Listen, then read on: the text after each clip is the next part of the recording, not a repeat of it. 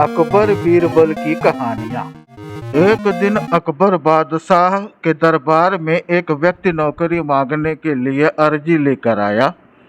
उससे कुछ देर बातचीत करने के बाद बादशाह ने उसे चुंगी अधिकारी बना दिया। बीरबल जो पास ही बैठा था यह सब देख रहा था।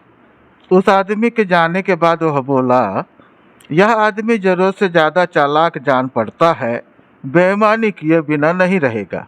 थोड़े ही समय के बाद अकबर बादशाह के पास उस आदमी की शिकायतें आने लगी कि वह प्रजा को काफी परेशान करता है तथा रिश्वत लेता है।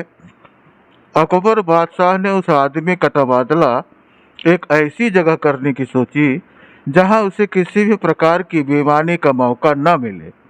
उन्होंने उसे घुड़साल का मुंशी मुकर्रर कर दिया। उसका काम था घोड़ों की लीद उठवाना। मुंशी जी ने वहां भी रिश्वत लेना आरंभ कर दिया।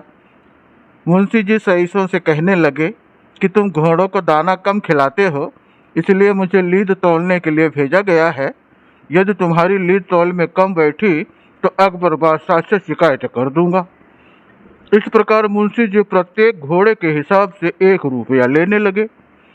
अकबर बादशाह को जब इस बात का पता चला तो उन्होंने मुंशी जी को यमुना की लहरें गिनने का काम दे दिया।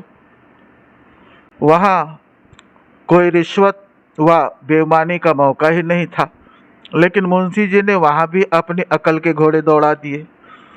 उन्होंने नावों को रोकना आरंभ कर दिया कि नाव रोको, हम लहरें गिन रहे हैं।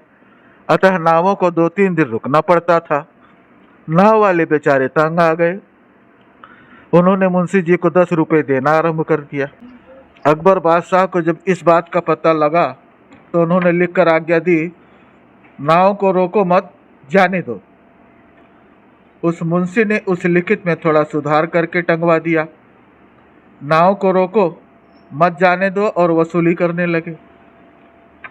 अंततः बादशाह को उस मुंशी को सार्वजनिक सेवा से बाहर करना ही पड़ा।